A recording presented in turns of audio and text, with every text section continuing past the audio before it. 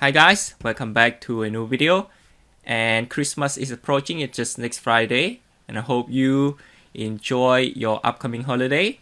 Anyway, let's just get back into this video. In this video, we will learn how to create the target server because say when we first create the proxy that point to the backend services, it is very important because when prompting the proxy, we don't want to actually relies on like the code change in order to just push the proxy into the next environments or next stages of the development cycle, say like dev, test, stagings, or the productions.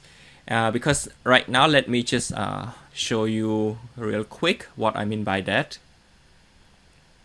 Okay, so this is the Swagger Pet Store that I already show you. So now let's just go to the develop tab, and now let's scroll down into here, the target endpoint. Let me just click on the default one, and right here you can see that the URL here is actually hard-coded, and we don't want to have this hard-coded because right now this is in the test environment, and say if we going to move it into the next one, then are we going to try to hard code this every time? That's a reason why we want to create the target server that try not to use this from this configuration, and want to separate these configurations into using the target server. So that's the use case of this, and without further ado, let's get started. Alright, so now let's just click on this admin tab. And here the environments, click on that, and you will now see that there's the target server option right here.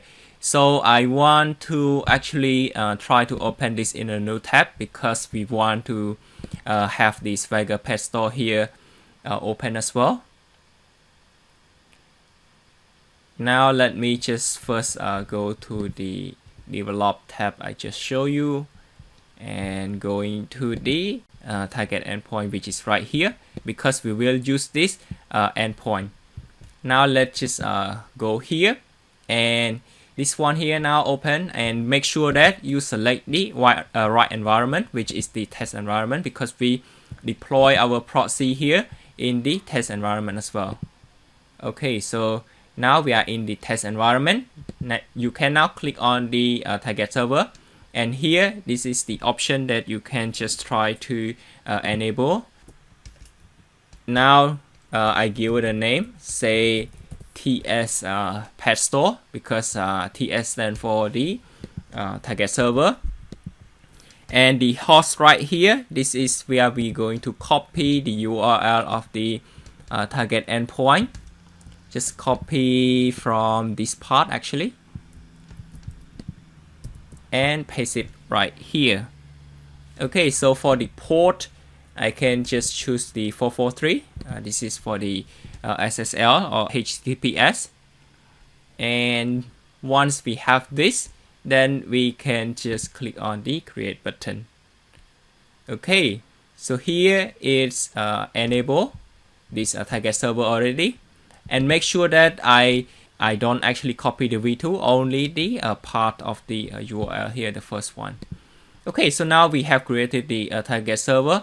The next step that we're going to do is to now go back, and what I need to do, I need to now try to say comment this one for now, the URL, hard-coded URL, and I want to use that target server. So how do we do that? I need to write a code.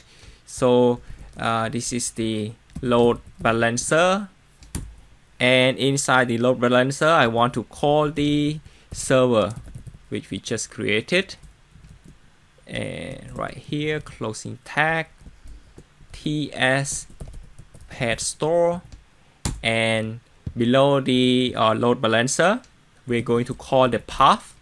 So path, and inside here going to be v2, which is exactly the same as the one that we can see here. Okay, so now we have this already.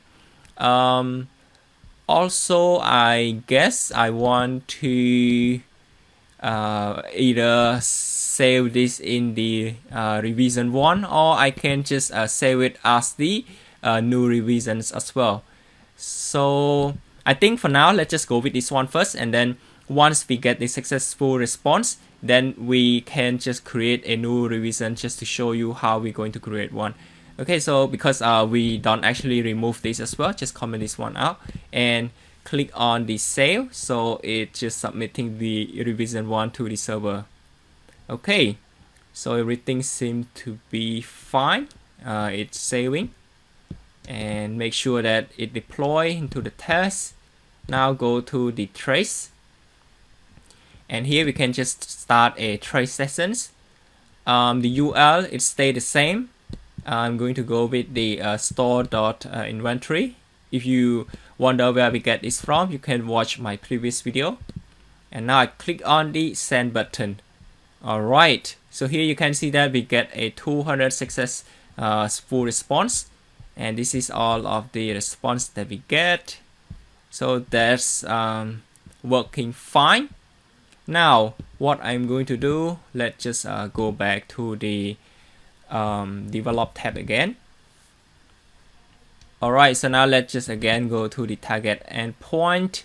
Alright, so now what I'm going to do, let me just try to cut this part and then try to show you whether this link is actually working or not. Also, I will show you how to create the second revisions of this, which is the new revisions, just to make sure that if we make something wrong or make mistake, that we don't want that happen and we want to create a new one. Okay, so now this seems to be fine. I just click on the save button.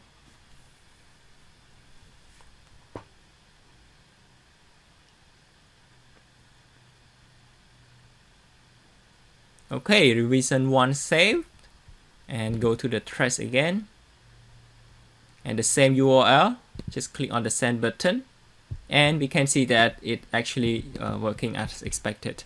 So now let's just go back to the develop tab. I want to create a new revisions of this exact things. The only thing is that we want to change the or by adding the target server. So now you can see that we can just click here to save as new revision, and you can now see that this is the revision 2. Again, this is exactly the same thing, just it's just like copy and paste. Now what I'm going to do, again, just delete this part or just comment it out. Then I can just paste the code that I just copied earlier right here, the same thing. And just to make sure that right now, let's just click on this, because here when we try to copy or try to create the second or new revisions, then it is not deployed yet. But now let me just try to save this for now. Okay, revision 2 now saved with this new information, and we can now just try to deploy this as the revision 2. Click on this deploy.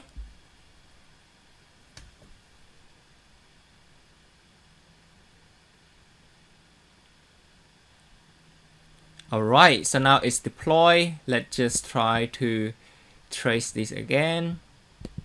Start trace sessions with this URL. Try to hit this.